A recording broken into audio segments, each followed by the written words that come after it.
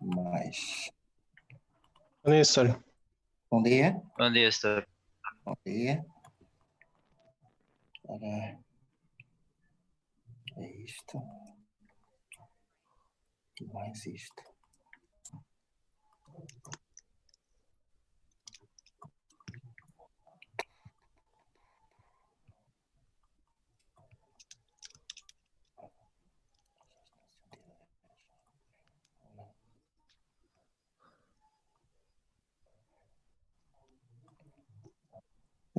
Pronto.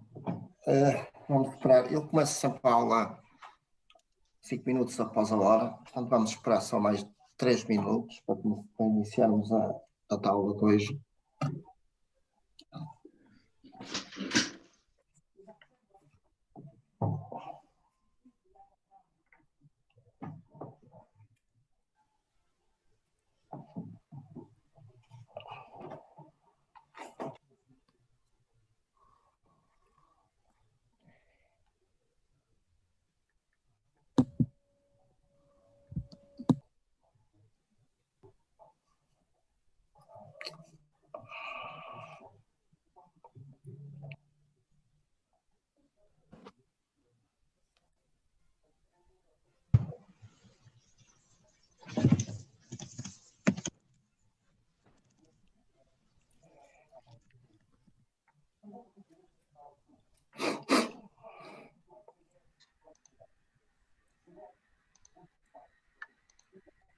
Tá bem.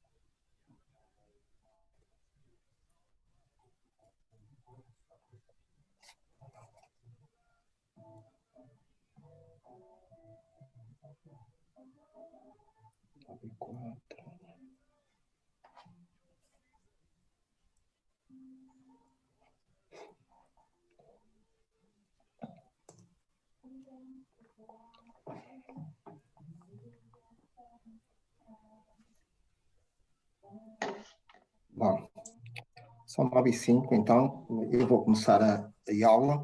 Portanto, eu antes de mais, eu quero me apresentar. Eu sou o professor José Trigo Barbosa, sou um dos responsáveis e um dos docentes desta unidade curricular.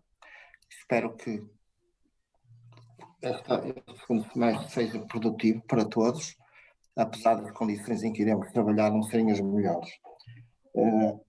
Portanto, eu antes de passarmos propriamente à matéria da disciplina, eu vou fazer uma pequena apresentação de alguns temas que são importantes e que vão serem para o funcionamento da disciplina, quer em termos das aulas, quer em termos de processos de avaliação, e vou recorrer a um documento que coloquei na página, está no Cigarra, está numa das pastas, que é a pasta geral da unidade curricular, que é um documento onde se faz um resumo daquilo que eu considero que é fundamental para perceberem como é que a disciplina irá funcionar.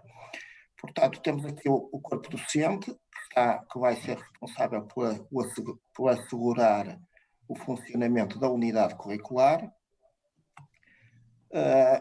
Depois eu passaria a apresentar aqui alguns conhecimentos prévios que eu acho que são importantes para o estudo desta unidade curricular. Portanto, aqui o que se exige, em princípio, são alguns conhecimentos sobre álgebra vetorial e geometria analítica. Estes dois temas foram abordados na disciplina de álgebra, no primeiro semestre. Depois, noções sobre... Vou subir aqui um bocadinho.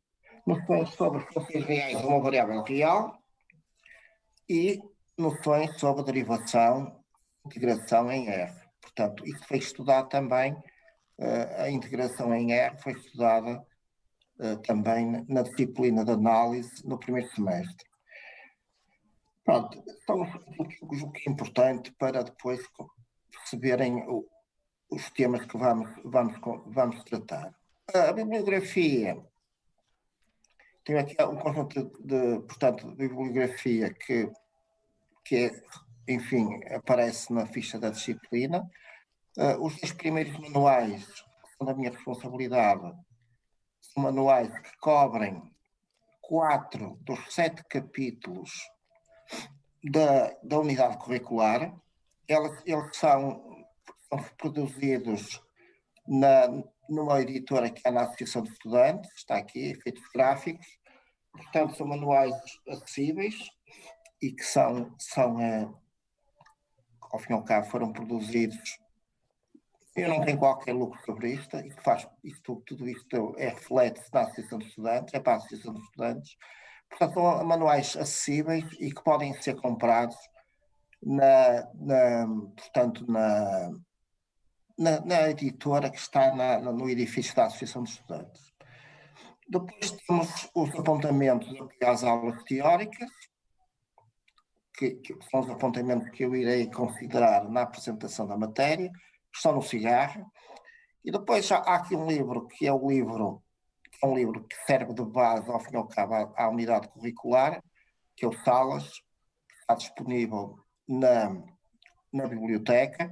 O Salas, se quiserem, podem consultá-lo para o caso dos 3 capítulos que não são abrangidos por estes 2 manuais, se quiserem. São apenas 3 capítulos.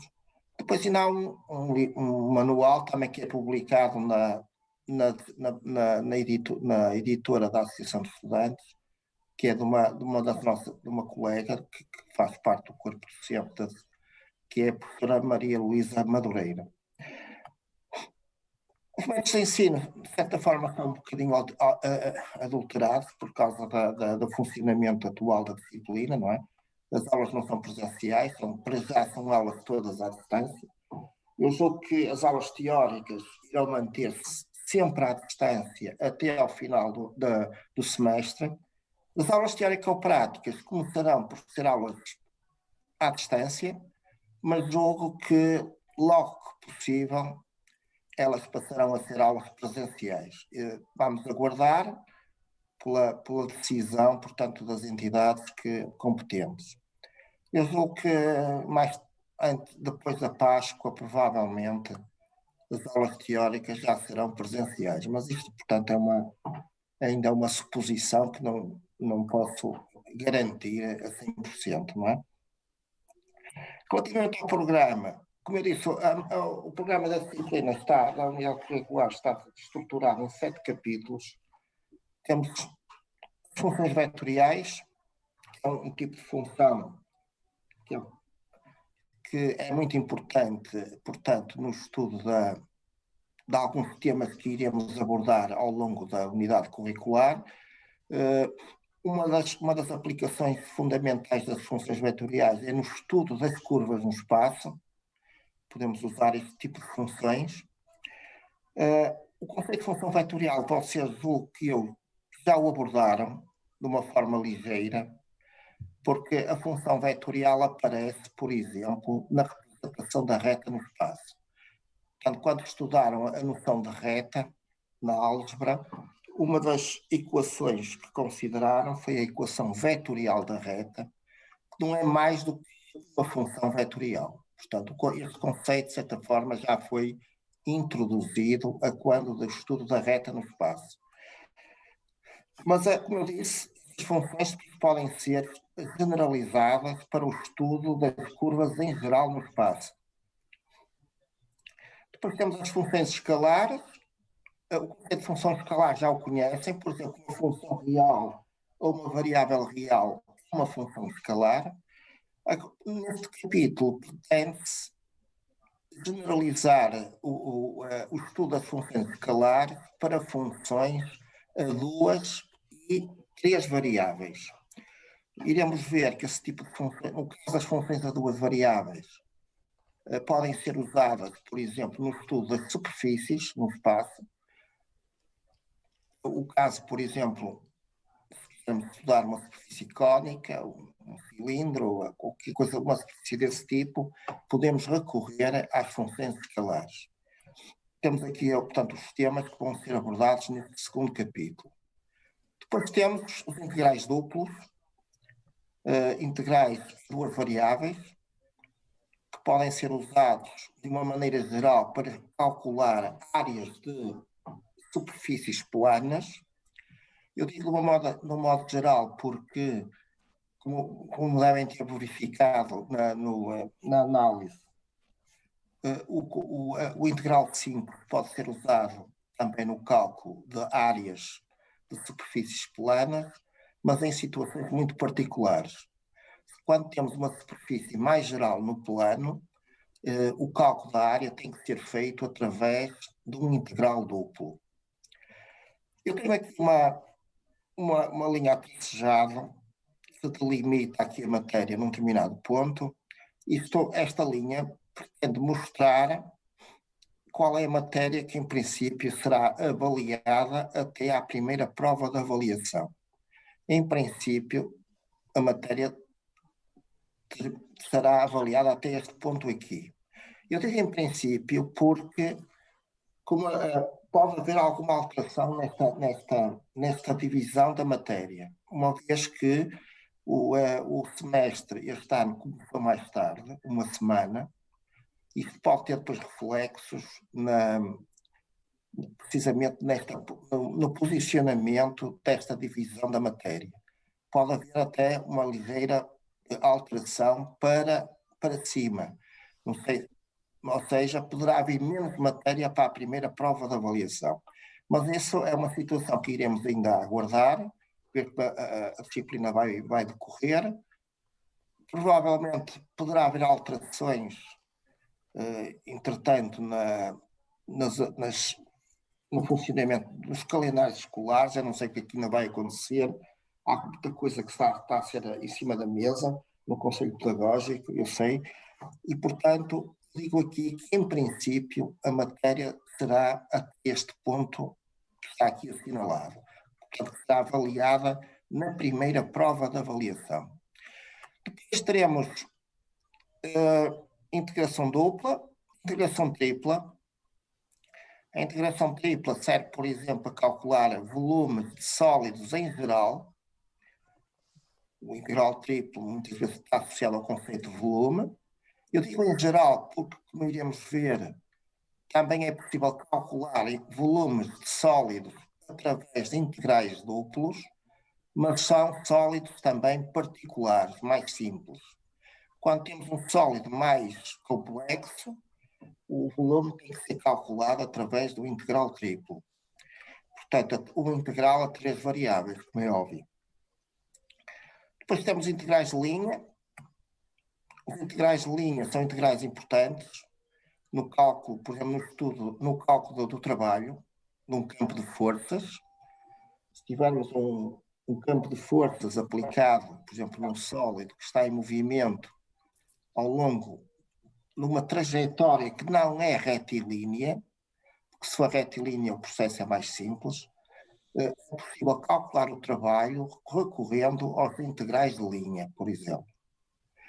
Os integrais de linha também podem ser usados no cálculo, por exemplo, da massa de um sólido que tem uma dimensão claramente superior às outras duas dimensões. O que eu quero dizer com isto? Por exemplo, se tivermos um arame, que o comprimento do arame é muito superior à sua secção. Nesse caso, o volume, a massa, por exemplo, desse arame pode ser calculada através de um integral de linha. Não é necessário recorrer ao volume do arame, ou seja, não é necessário recorrer ao integral triplo. Portanto, são aplicações dos integrais de linha.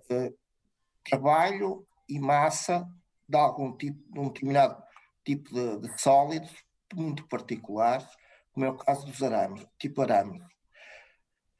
Depois temos as superfícies, voltamos às superfícies. As superfícies vão ser abordadas, como eu disse, nas funções escalares, usando funções escalares, mas quando pretendemos, por exemplo, calcular a área de uma superfície, por exemplo, a área de uma superfície esférica, a área da superfície, ou a área, por exemplo, de um tronco de um cone, por exemplo, ou de um cilindro, as funções escalares não podem ser, não nos permitem calcular essa área. É necessário representar a superfície através de uma função do tipo vetorial, muito parecida com as funções vetoriais, que nos permite, esse tipo de funções, calcular essa área. Portanto, neste caso, iremos estudar as superfícies usando parametrizações para a superfície, depois podemos aplicar esse tipo de análise ao cálculo da área de uma superfície. E, finalmente, os integrais de superfície. Os integrais de superfície têm uma grande aplicação, por exemplo, no cálculo de fluxos de campos vetoriais. Por exemplo, se quiserem calcular o fluxo do campo magnético através de uma determinada secção, isso pode ser feito, por exemplo, usando integrais de superfície. Este capítulo, portanto, é o último capítulo da matéria.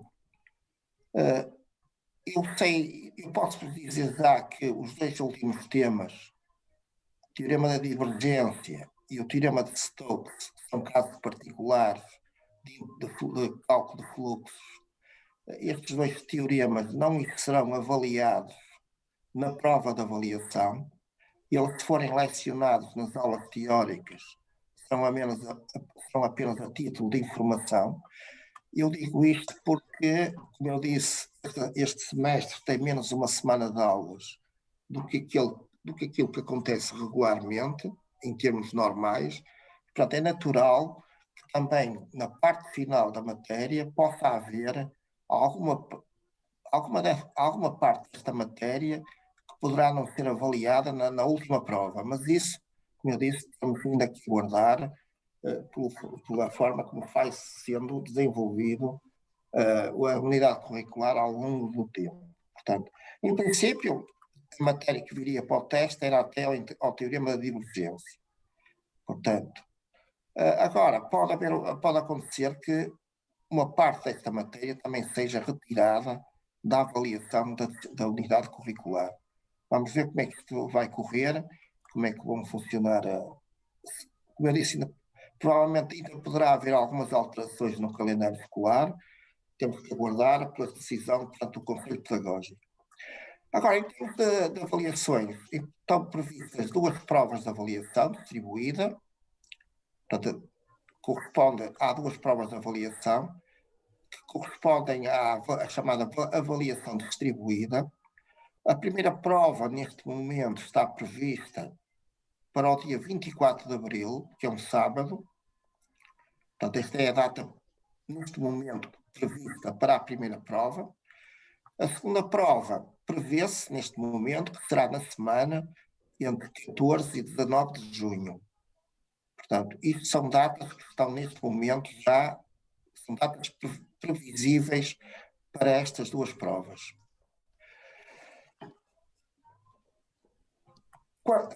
Estas duas provas vão ditar a chamada classificação após a avaliação distribuída.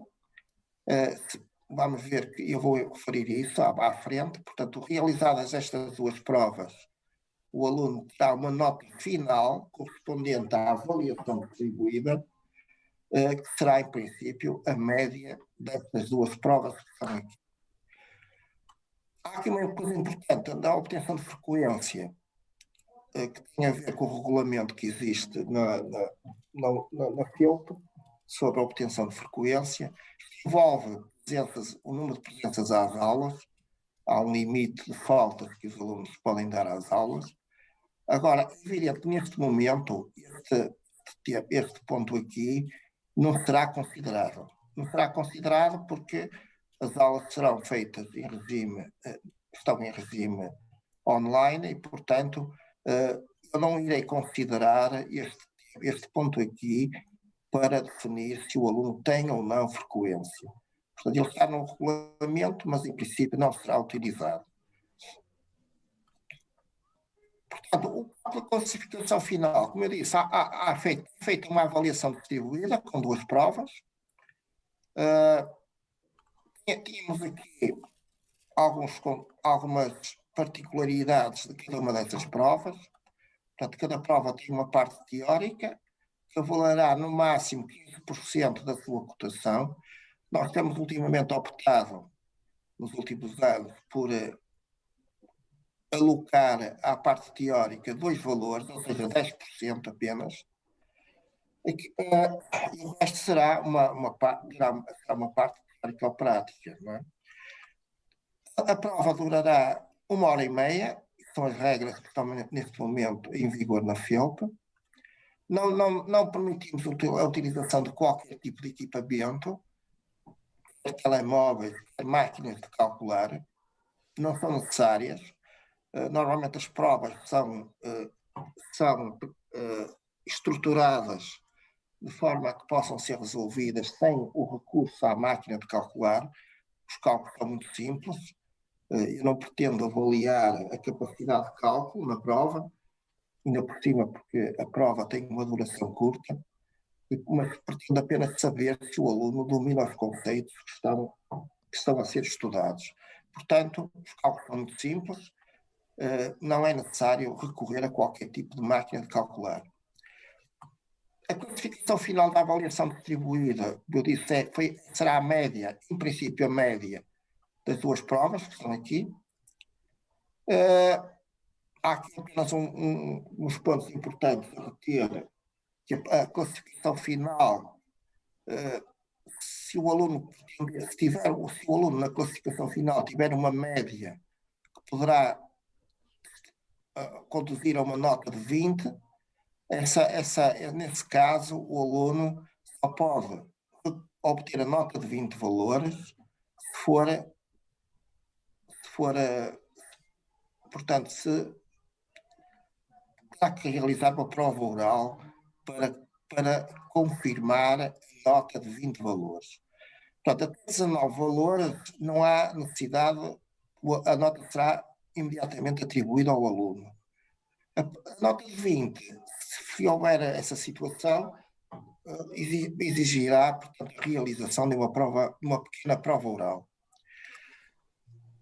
Outra coisa importante aqui, portanto, este ponto aqui não tem qualquer interesse, nós não vamos verificar se o aluno tem ou não frequência, como eu disse. Agora, é evidente que para um aluno ter a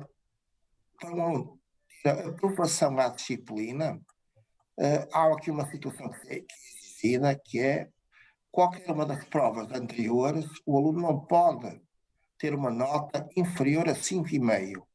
Portanto, tem a nota mínima que é exigida em cada prova para que o aluno possa ser aprovado à disciplina. Portanto, um aluno que tinha, por exemplo, 4 numa prova e 15 na outra, apesar da média ser 9,5, não terá aprovação à disciplina, uma vez que terá uma prova inferior a 5,5. Isto são situações que raramente acontecem, mas é, uma situação para salvaguardar essas situações. Como eu disse, não é muito frequente isso acontecer. Depois da nota atribuída, da avaliação, não sei se alguém quer pôr alguma questão até este momento. Se isto levanta alguma dúvida em termos da chamada avaliação distribuída. Alguém quer pôr alguma questão? ou não se justifica, ninguém quer colocar. Bom, há silêncio, portanto eu depreendo que não há dúvidas. Depois da avaliação distribuída, há uma época de reavaliação, também conhecida por época de recurso, em que o aluno pode melhorar o seu desempenho nas provas que foram realizadas na avaliação distribuída. Eu digo aqui melhorar porque essas provas não implicarão nunca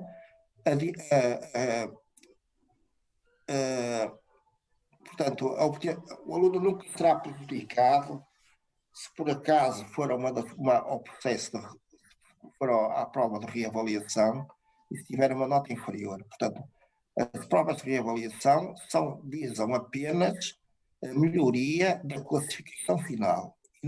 O aluno nunca será prejudicado. Portanto, é possível melhorar a classificação obtida no processo de avaliação recorrendo ao processo de avaliação. Todos os alunos serão admitidos ao processo de reavaliação. Portanto, este primeiro ponto aqui não vai ser tido em conta. Isto era para uma situação em que houvesse, em que as aulas fossem presenciais. Portanto, neste caso, esqueçam este primeiro ponto. Portanto, todos os alunos serão admitidos ao processo de reavaliação. Agora, há apenas duas situações que eu quero distinguir. Se os alunos, se um determinado aluno tiver aprovação no processo de avaliação distribuída, portanto, se ele for aprovado após as duas primeiras provas, o aluno pode recorrer ao processo também de reavaliação, mas para isso, só nestes casos, atenção, o aluno terá que fazer uma inscrição nos serviços académicos da FEUP e pagar uma propina. Portanto, quando o aluno está aprovado e quer recorrer ao processo de reavaliação para melhorar a sua nota, ele terá que, obrigatoriamente, inscrever-se nos serviços académicos. Por que isto acontece? Porque os alunos que estão aprovados, eu só poderei lançar a classificação do processo de reavaliação se for criada uma pauta especial para o fazer.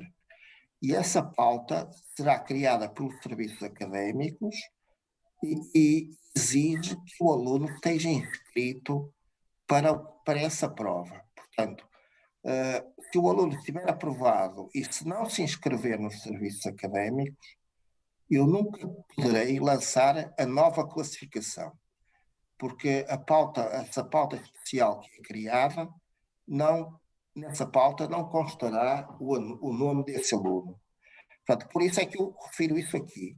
Os alunos que forem aprovados e quiserem melhorar a sua classificação, têm que se inscrever nos serviços académicos, exige o pagamento de uma propina, que não sei se serão 12 euros, não faço, já não me lembro, para que depois, realmente, eu possa lançar a sua classificação. Os alunos que não estiverem aprovados, esses estarão automaticamente inscritos no processo de reavaliação. Portanto, a inscrição é automática. A prova de reavaliação, nós permitimos que realizem uma de 3 provas. Podem apenas realizar a primeira prova de reavaliação. Neste caso, vão apenas melhorar a classificação obtida na primeira prova de avaliação, portanto, vão melhorar a classificação obtida nesta prova, mantendo-se a classificação da segunda. Podem também optar por realizar a segunda prova de reavaliação. Neste caso, vão realizar a segunda prova, mantendo-se a classificação da primeira prova. E podem realizar uma prova global sobre toda a matéria que consta do programa da disciplina. Se acontecer isto, o aluno a nota que o aluno obtiver nesta prova global irá substituir a nota final que obteve na avaliação distribuída.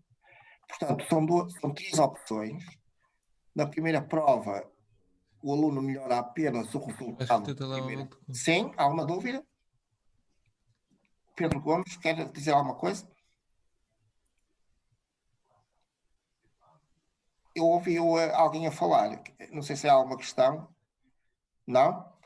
Portanto, se o aluno fizer a primeira prova de reavaliação, faz apenas a melhoria do resultado da primeira prova, e essa nova classificação fará a média com a segunda prova e terá uma nova classificação. Se fizer a segunda prova de reavaliação, faz a melhoria do resultado que obteve na segunda prova, faz a média com o resultado da primeira prova e obtém uma nova classificação à unidade curricular. Se fizer a prova de reavaliação global, a nota que obtiver nesta prova faz a melhoria da nota final que tinha obtido após a avaliação distribuída. Portanto, não sei se qualquer um dos alunos que for submetido às provas de reavaliação poderá sempre optar por uma destas três provas. Reparem, esta opção depende muito das classificações que o aluno obteve nas provas que foram realizadas anteriormente, como é óbvio. Isto é um problema depois de caso em caso, e cada aluno deverá depois verificar qual é a melhor opção que deve tomar para melhorar a sua classificação. Não sei se querem para uma questão, porque está às vezes levando algumas dúvidas. Eu tenho uma dúvida. Sim. Essas provas de reavaliação, vai prevalecer a maior nota ou ela substitui na mesma? Eu disse há pouco que o aluno nunca será prejudicado pela realização destas provas. Está a perceber? A nota anterior está assegurada. Agora, elas apenas pretendem que o aluno melhore a sua classificação, está bem? O objetivo é apenas este, está bem? Tá, ok, obrigado, professor. Nunca haverá, o aluno nunca terá a sua nota diminuída pelo facto de realizar esta prova de reavaliação. Está correto? Está percebido? Entendido? Sim, professor, entendi. Pronto. Eu sei que há escolas onde isso não acontece. O aluno vai fazer melhoria de nota e se tiver nota inferior, até é prejudicado. Mas nós não temos esse tipo de política. Portanto, as provas de reavaliação destinam-se apenas a melhorar a classificação. Nunca a piorar a classificação, como é óbvio. A prova de reavaliação, neste momento, ainda não há previsão de uma data para estas provas. Eu tenho aqui, pela experiência que eu tenho dos anos anteriores, estas provas realizam-se normalmente nos primeiros dias de julho. Portanto, quando eu falo aqui em julho, normalmente será no início de julho. No início de julho, porque a segunda prova realiza-se, reparem, na terceira semana de junho e, portanto, dando algum tempo para a correção desta prova, lançamento de classificações, é natural que esta prova, se pensarmos assim, provavelmente será na segunda semana de julho. Provavelmente será na segunda semana. E estou fazendo uma análise muito simples, com datas. Provavelmente será na segunda semana de julho. Pronto, mas isto, como eu disse, é uma situação que, logo que possível, esta prova será marcada, não é? Isso é feito pela direção do curso. Para já não há nenhuma data que esteja prevista para esta prova. Pronto, e com isto eu termino a apresentação da disciplina. Não sei se têm alguma dúvida a colocar.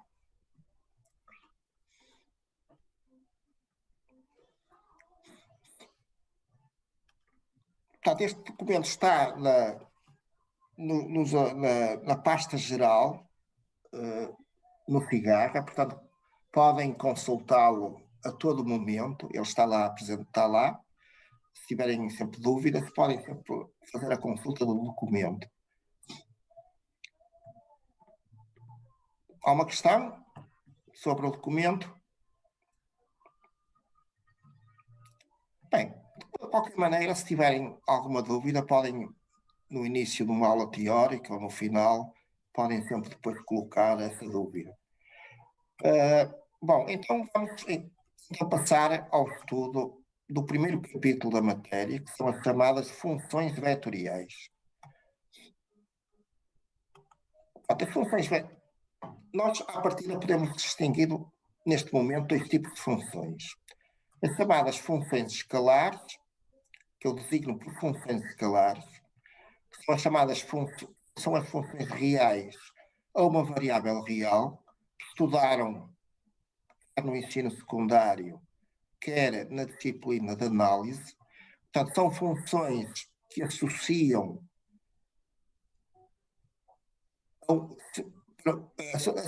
sempre a um número real, um determinado número real que é dado. Portanto, uma função do tipo y igual a f de x é uma função real a uma variável real. Também pode ser designada por função escalar. Portanto, a cada valor real que eu atribua, obtenho sempre um número real.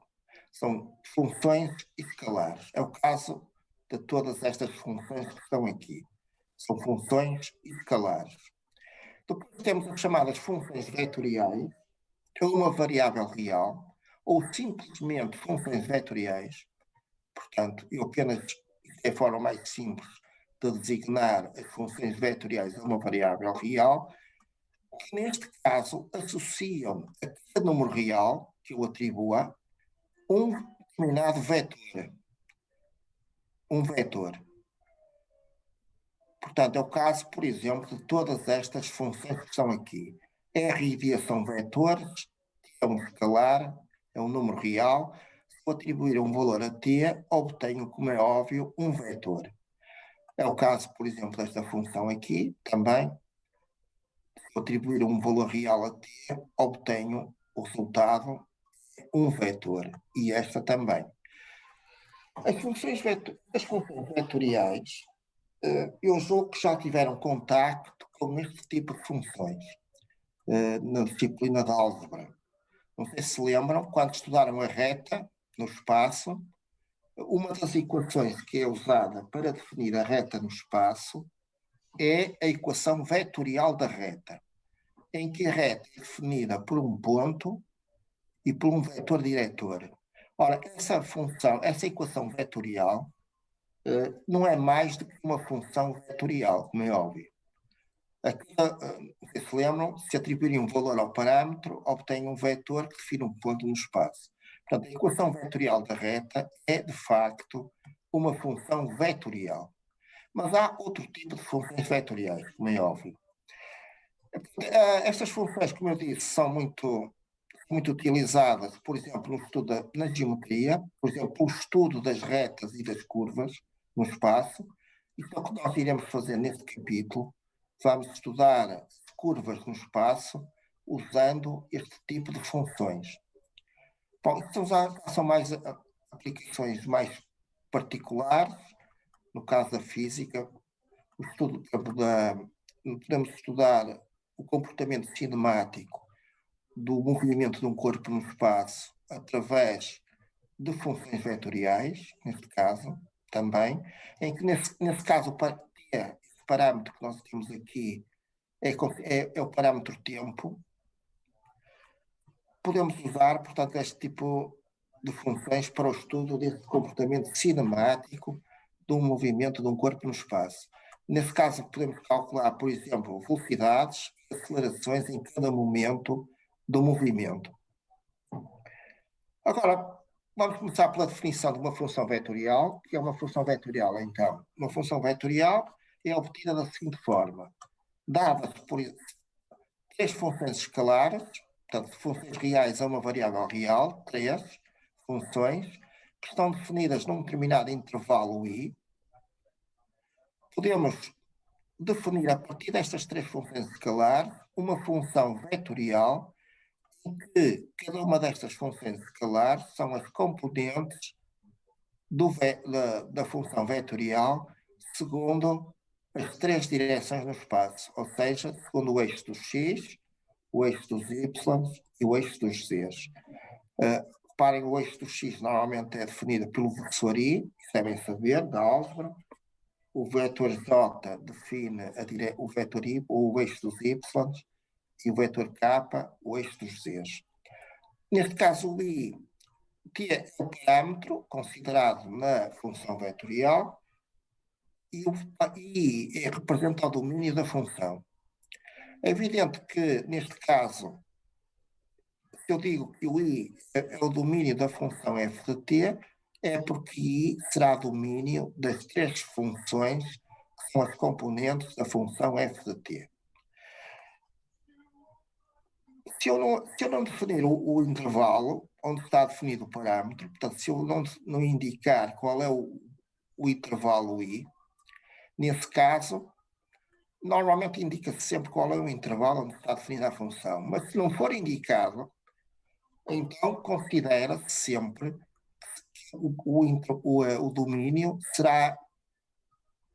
Ele vai corresponder sempre ao domínio comum das componentes da função. Portanto, se o domínio não for indicado, depreende-se que ele vai corresponder ao domínio comum das componentes que definem a função vetorial.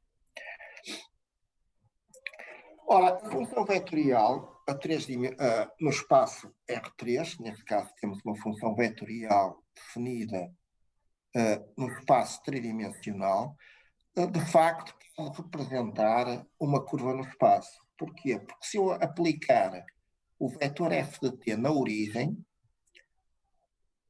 e se fizer variar o parâmetro t no domínio da função, eu, para cada valor de t, vou obter um determinado ponto no espaço.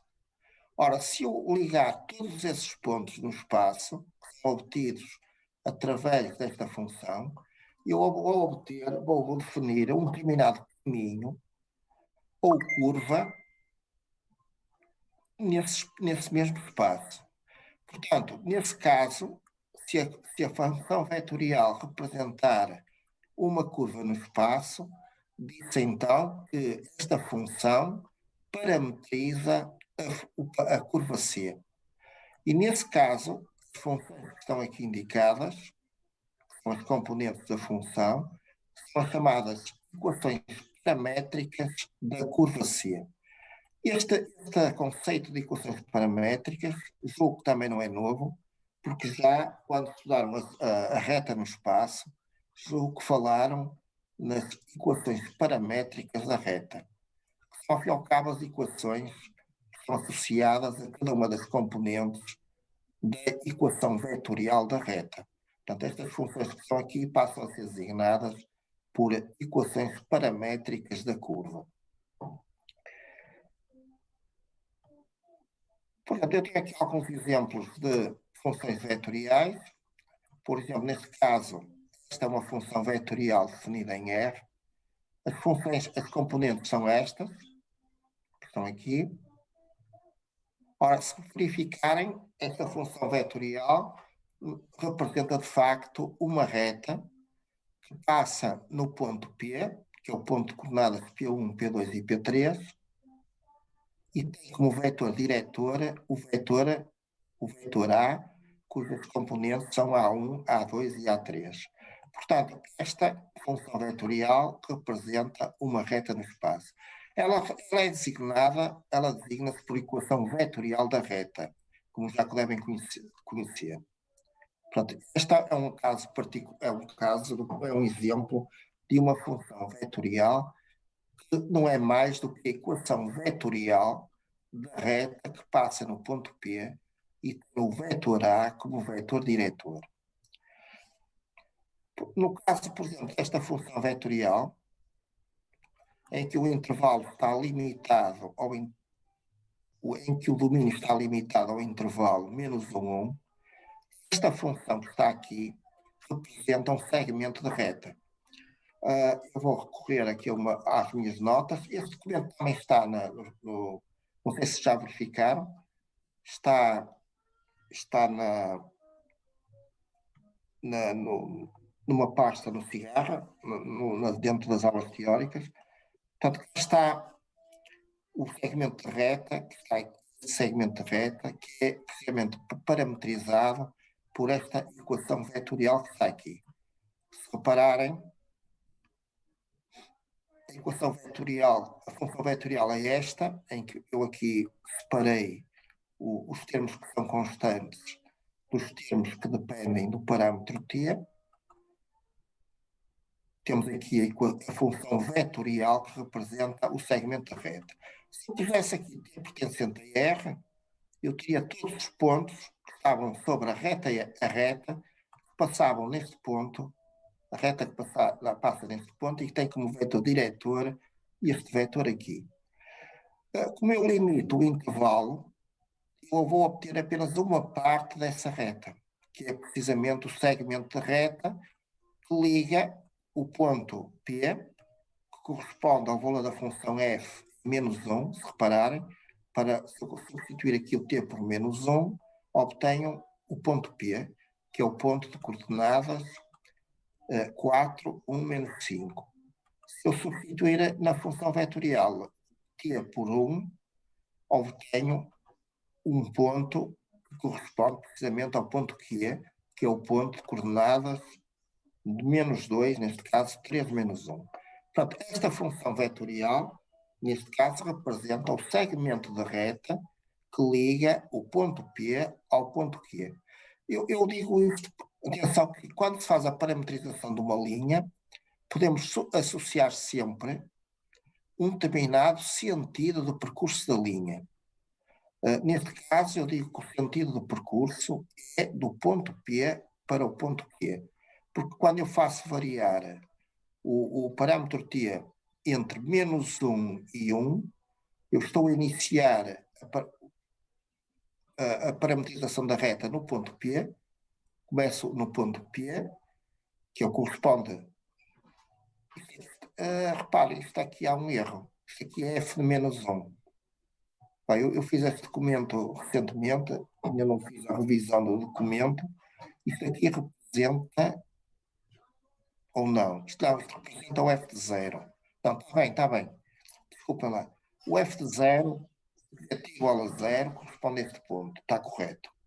Portanto, quando eu faço t igual a menos 1, eu inicio a trajetória no ponto P e quando chego a t igual a 1, estou no ponto Q. Portanto, esta parametrização do segmento de reta, que está aqui, através desta função vetorial, tem inerente que o percurso desse segmento de reta é feito do ponto P para o ponto Q. Há bocado, quando eu falei na função f de t, como função que parametriza uma curva no espaço, eu, quando faço variar t no intervalo i, é evidente que eu vou ter aqui um sentido de percurso que está associado a esta função vetorial. Porque, à medida que o t aumenta, há um determinado sentido do percurso da curva. Portanto, eu percorro a curva num determinado sentido. Aqui outro tipo de função. Então, temos aqui um gráfico de uma função real y igual a f de x. Vamos admitir que é o gráfico de uma função do tipo y igual a f de x, em que o x está limitado no intervalo AB. Então, isso admite que a função f é contínua, como é óbvio. Então, temos aqui o gráfico da função f. A função y igual a f de x, com x pertencente ao intervalo AB, corresponde à equação cartesiana desta linha que está aqui, que é o gráfico da função. Se eu quiser representar esta linha através de uma função vetorial, eu também posso fazê-lo. Nesse caso, vou definir a função que define cada ponto que está sobre esta linha através de um vetor que liga cada um desses pontos à origem do referencial. E neste caso, eu posso definir esta função considerando, uma vez que x varia entre A e B, eu posso admitir que x é o parâmetro, portanto posso dizer que x será igual a t, em que o t toma valores entre A e B. O y, que corresponde à segunda coordenada do vetor, representa precisamente o valor neste caso, de f de t. Portanto, neste caso temos z igual a 0, como é óbvio, porque isto é uma curva plana, e a função vetorial que representa esta mesma linha, que está aqui, será a função t, f de t, 0. Portanto, para cada valor de t, definido no intervalo AB, eu vou ter todos os pontos que estão situados sobre esta linha. Esses pontos correspondem à extremidade deste vetor para cada valor de t. E mais uma vez, estou a percorrer a linha num determinado sentido, que é este, porque quando eu faço variar t entre A e B, eu estou a variar t neste sentido e, portanto, o sentido do percurso da linha é este. Agora, o caso da circunferência. Pronto, temos aqui uma linha, que é uma circunferência de raio 1 centrada na origem. Sabem que a equação cartesiana desta circunferência é x ao quadrado mais y ao quadrado igual a 1. Agora, eu também posso definir cada ponto que está sobre a circunferência através de um vetor que é representado por uma função vetorial. Portanto, se eu designar t, por exemplo, como sendo o ângulo que este vetor faz com o semi-eixo positivo do x, o ângulo t, eu sei que cada ponto sobre esta linha terá coordenadas, o raio aqui é 1, portanto, seno de t e seno de t. E, portanto, a função vetorial que representa esta circunferência será a função definida cujas coordenadas são cosseno de t e seno de t para todos os valores de t definidos no intervalo 0π. Reparem que a norma deste vetor é constante, como é óbvio, porque corresponde ao raio da circunferência. Se calcularem a norma deste vetor, tem a raiz quadrada de cosseno ao quadrado de t mais seno ao quadrado de t, portanto, o valor é 1. Portanto, temos aqui a parametrização da linha através desta função vetorial. O sentido do percurso da linha, neste caso, é o sentido direto, ou seja, o sentido contrário aos ponteiros do relógio. Outra curva, agora uma curva no espaço. Reparem, esta curva é obtida a partir desta, que está aqui. Bem, não é bem porque aqui o raio é 2, em que eu apenas faço variar o parâmetro, a terceira coordenada dos pontos da curva. Portanto, se eu anular esta coordenada aqui, o que aparece aqui à direita, à esquerda, aliás, representa uma circunferência no plano x ao y de raio 2, que é o 2 cosseno de t, 2 seno de t.